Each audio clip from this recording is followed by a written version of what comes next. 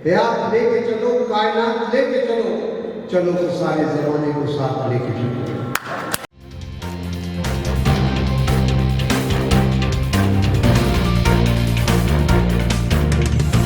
झूठ से दूर, खबरों से भरपूर। आज मुल्क के हालात किस नाजुक दौर से गुजर रहे हैं। एक अजीब सा माहौल बनाने की कोशिश की गई है पिछले 7 सालों में। हमारे बीच में जो एक अमन, शांति, प्यार, भाईचारगी का जो माहौल था, उसको बिगाड़ने की कोशिश की गई है। आप सब जानते हैं कि हम सब लोग हिंदुस्तानी हैं, भारतीय हैं और सदियों से हम एक साथ कदम से कदम मिलाकर, कांधे से कांधे मिलाकर और दिल से दिल मिलाकर हम साथ चलते रहे। लेकिन कुछ लोगों को ये बात हरगिज पसंद नहीं है। उनको लगता है कि कैसे मुल्क को बांटा जाए, कैसे मुल्क के अंदर नफरत, घृणा पैदा की जाए और उसी में वो पूरी ताकत उनकी लगी हुई है, पूरी कोशिश उनकी लगी हुई है। हमारे जो बुजुर्ग थे, जो पूर्वज थे, जिन्होंने इस देश की आज़ादी की लड़ाई लड़ी, जो हमारे स्वतंत्रता सेनानी थे, जिन्होंने अपनी कुर्बानियों बलिदान दिया, वो हरगिज इस बात को मानने को तैयार नहीं हो सकते हैं कि जिस मुल्क की आज़ादी के लिए उन्होंने इतनी कुर्बानियां दी, आज उस मुल्क के अंदर हम टुकड़े टुकड़े में बटे हुए हैं। कोशिश यही है कि समाज को कैसे बांटा जाए,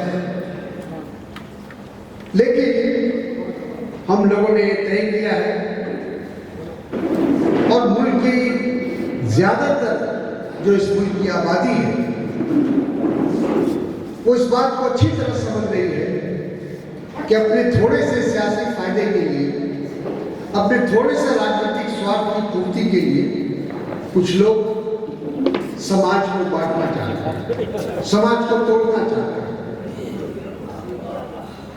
आज जरूरत इस बात की थी कि हम सब लोग मिलकर जो हमारे मुल्क के सामने जो बुनियादी मसाइल हैं, उसका कैसे हल निकालें।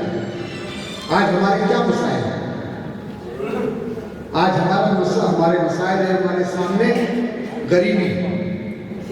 आज हिंदुस्तान की 50% से ज्यादा आबादी आज वो गरीबी रेखा से नीचे है या उसके आसपास। उन गरीबों के लिए कोई नहीं सोच रहा। इस देश में आज जितनी बेरोजगारी है, पिछले 40-50 साल में इतनी बेरोजगारी कभी नहीं थी। किसानों की क्या दुर्गति आप देख रहे हैं कि पिछले 1 साल से किसान सड़क पर आंदोलन कर रहा है, सत्याग्रह कर रहा है, उसकी आवाज नहीं सुनी जा रही। महिलाओं के साथ क्या दुर्व्यवहार हो रहा है, ये भी हम और आप देखें। तो महंगाई की बात आज गरीब आदमी का छोड़िए, जो अच्छे खासे खाते पीते घर के लोग थे, जिनको कहा जाता था कि ये खुशहाल लोग हैं, आज उनको अपनी जिंदगी और अपने खानदान की परवरिश करना उनके लिए मुश्किल हो गया है। पेट्रोल डीजल की कीमत आसमान को छू रही है, लेकिन हमने अभी जो चुनाव हुआ हमारे देश के अंदर, सारे देश के अंदर यूँ कहा जाए तो उसमें एक बात उभर कर सामने आई कि हमारे जो प्रधानमंत्री हैं वो कोई भाषा नहीं समझते। आप आंदोलन कीजिए, आप सत्याग्रह कीजिए, आप जुलूस निकालिए, धरना दीजिए, उनसे आग्रह कीजिए, दरखास्त कीजिए, वो इस भाषा को नहीं समझते, वो इस जबान को नहीं समझते। वो एक ही जबान समझते हैं, वो है वोट की भाषा। क्योंकि आपने देखा कि अभी बाई इलेक्शन था, करीब 29-30 सीटों का विधानसभा में कुछ राज्यों में चुनाव था, 3 लोकसभा का चुनाव था। तो जब लोगों ने तंग आकर, परेशान होकर, उन्होंने अपना गुस्सा उसमें निकाला।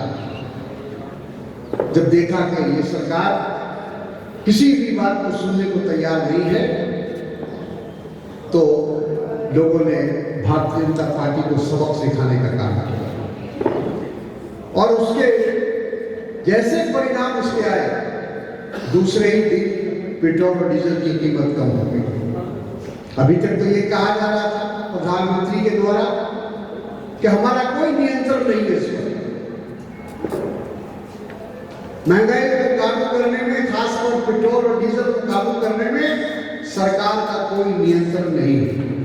ये दलील दी जा रही है कि अंतर्राष्ट्रीय मार्केट में जब कीमत बढ़ती है तो पेट्रोल डीजल की कीमत बढ़ती है।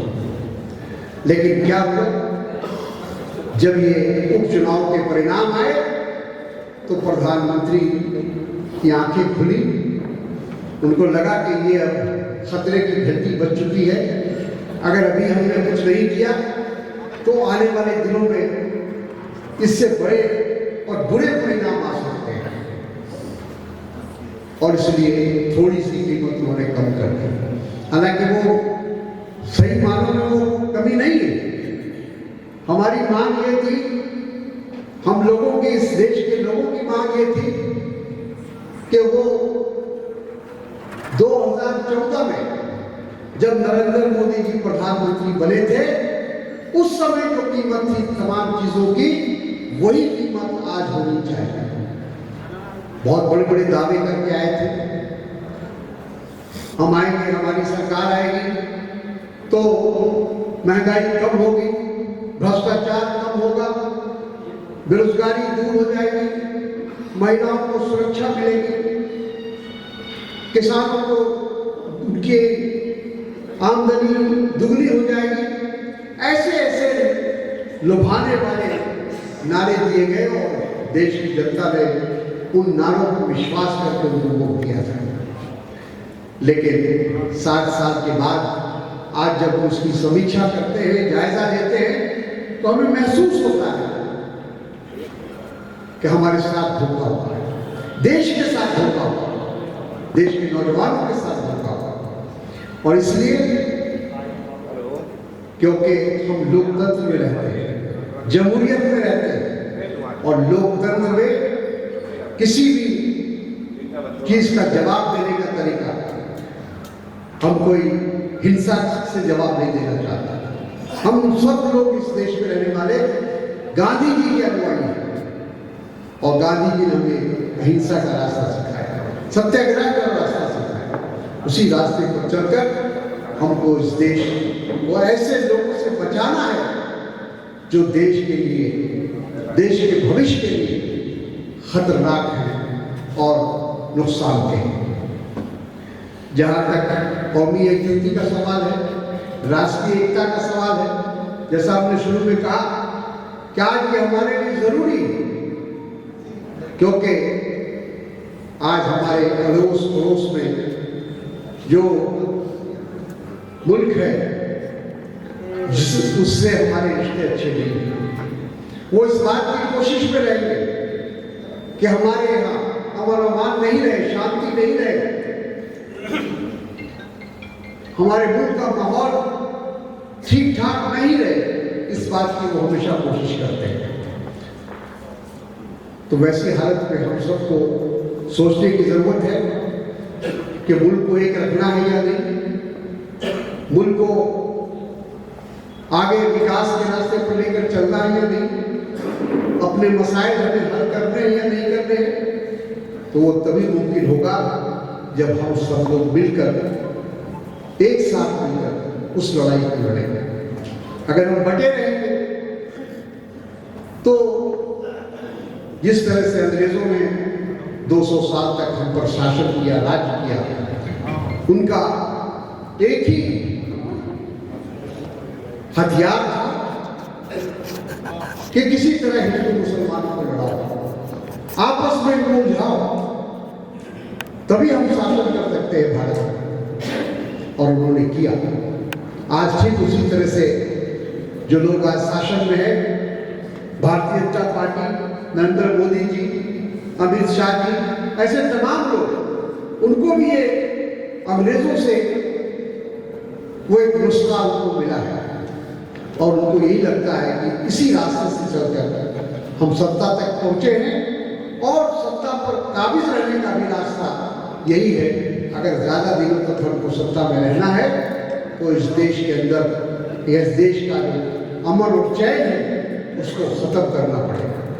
लोगों के अंदर जो भाईचारगी है, जो हमारे देश में गंगा जमनी तहजीब है, उसको समाप्त करना होगा। और आज भी हम देखते हैं उत्तर प्रदेश के मुख्यमंत्री क्या बोल रहे हैं, प्रधानमंत्री क्या बोल रहे हैं, अमित शाह जी क्या बोल रहे हैं। ये तमाम चीजें जो है ये सिर्फ इसलिए कि हम चुनाव जीत जाए, क्योंकि उनके पास 7 साल की कोई उपलब्धि नहीं है। प्रधानमंत्री से अगर पूछा जाए, सवाल किया जाए, हालांकि वो सवाल सुनने को तैयार नहीं है। दुनिया का पहला प्रधानमंत्री है जो अपने 7 साल के कार्यकाल में एक बार भी प्रेस के सामने, मीडिया के सामने आने की हिम्मत नहीं है, सवाल जवाब करने की हिम्मत नहीं हुई। ये पहला दुनिया का इतिहास होगा कि एक ऐसा प्रधानमंत्री मिला है जो प्रेस से बात करना नहीं चाहता, जो मीडिया से बात करना नहीं चाहता, क्योंकि उनको डर है कि अगर हम मीडिया से बात करेंगे, कोई ऐसा सवाल आएगा तो फिर जवाब देना मुश्किल है। तो वो अपनी, चाहे उत्तराखंड हो, चाहे उत्तर प्रदेश हो, चाहे वो केंद्र की सरकार हो, इनके पास अपनी उपलब्धि बताने के लिए कोई भी ऐसा मिसाल नहीं है जिसको वो बताकर लोगों की हमदर्दी हासिल करे, लोगों का वोट हासिल करे। उनके पास इसके लिए कोई मिसाल नहीं। और इसीलिए उनको लगता है कि एक ही रास्ता बचता है कि देश के अंदर देश की शांति को भंग करो, सांप्रदायिकता फैलाओ, वोटों का ध्रुवीकरण करो और उसी रास्ते से हम सत्ता में बने रह सकते हैं। वही एक तरीका है हमको सत्ता में बने रहने का। तो कौमी तंजीम एक ऐसा संगठन है, कोई राजनीतिक मंच नहीं है। कौमी तंजीम के जरिए हम लोगों ने जब भी देश में ऐसी कोई बात उठी है तो हम लोगों ने उसमें आवाज़ उठाई है। देश की एकता और अखंडता की लड़ाई हमने लड़ी है और आज फिर हम लोगों ने महसूस किया है कि ये जो दिन प्रतिदिन नफरत का खेल हो रहा है, इसको खत्म करने की जरूरत है। इसीलिए कौमी तंजीम ने एक नारा दिया है, नफरत छोड़ो भारत जोड़ो। जब तक नफरत खत्म नहीं होगी हम भारत को नहीं जोड़ सकते। भारत को जोड़ने के लिए हमको अपने दिलों में, अपने हृदय में एक ऐसी बात सोचनी पड़ेगी, करनी पड़ेगी जिससे हम लोगों को जोड़ सकें। हमारे मसाइल एक हैं, हम हिंदू हो या मुसलमान हो, अगर बेरोजगार है तो हमारी समस्या वही एक है। अगर गरीबी है, चाहे वो हिंदू या मुसलमान हो, गरीबी की जो मार पड़ती है तो सब पर पड़ती है, महंगाई की मार पड़ती है तो सब पर पड़ती है। तो इसलिए हमारे तमाम मसाइल एक हैं। अगर हम मिलजुल कर लड़े रहेंगे तभी जाकर हम आगे बढ़ सकते हैं। तभी ये मुल्क जिसका सपना हमारे बुजुर्गों ने, चाहे वो महात्मा गांधी रहे हो, चाहे पंडित जवाहरलाल नेहरू रहे हो, मौलाना आजाद रहे हो, सुभाष चंद्र बोस रहे हो, सरदार पटेल रहे हो और ऐसे तमाम लोग जो स्वतंत्रता संग्राम में जिन्होंने हमारी अगुवाई की, रहनुमाई की, उनका मकसद यही था कि हिंदुस्तान दुनिया के नक्शे पर एक ऐसा मुल्क बने जो पूरी दुनिया के लिए मिसाल है। क्योंकि हिंदुस्तानी एक ऐसा मुल्क है जिसमें दुनिया की तमाम मजहब के मानने वाले लोग हमारे मुल्क में रहते हैं, चाहे वो हिंदू हो, मुसलमान हो, सिख हो, ईसाई हो, पारसी हो, बौद्ध हो, जो भी ये जैन हर मजहब के लोग, इतने सारे मजहब के लोग यहाँ रहते हैं। और एक जैसे फूल का एक गुलदस्ता होता है जिसमें रंग बिरंगे फूल होते हैं, उसी तरह से हमारा मुल्क है, उसमें अलग अलग रंग के फूल। लेकिन कुछ लोग ये चाहते हैं कि नहीं, इसमें एक ही रंग के फूल होने चाहिए, इसमें दूसरे रंग को शामिल न किया जाए। क्या ये मुमकिन है? अरे किस हमारे मुल्क की बनावट, हमारे मुल्क की जो बुनियाद वो इस तरह की है कि हमको सबको लेकर चलने में ही हमारा भी भला है और सबका भला है। तो मैं एक ही बात कहूँगा, कौमी तंजीम का एक ही मकसद है, वो एक शेर में मैं कहना चाहता हूँ कि हयात लेके चलो, हयात लेके चलो, कायनात लेके चलो, चलो तो सारे ज़माने को साथ लेके चलो। तो यही हमारा मकसद है और उसी मकसद को पूरा करने के लिए हम लोग अपने स्तर से जहाँ भी मुमकिन हो रहा है वहाँ जाकर लोगों को जगाने का काम, लोगों को जोड़ने का काम हम करते हैं और करेंगे। हम ये नहीं दावा करते कि हम अकेले सब कुछ कर लेंगे। हम चाहते हैं कि ऐसे जितने भी संगठन हैं जिनका विश्वास इस देश की एकता और अखंडता में है, उनको आगे आना चाहिए और इसी तरह का एक मिशन, इसी तरह का एक पैगाम, इसी तरह का एक संदेश लोगों तक पहुंचाने का काम करना चाहिए। तभी जाकर हमारा देश बचेगा और हमारे देश के आगे आने वाली जो संतानें हैं, क्योंकि अगर इस देश फिर टूटा, अगर इस देश में फिर अफरा तफरी हुई, फिर इस तरह की नफरत और घृणा हुई, तो फिर आने वाली जो हमारी पीढ़ी है वो हमें माफ नहीं करेगी।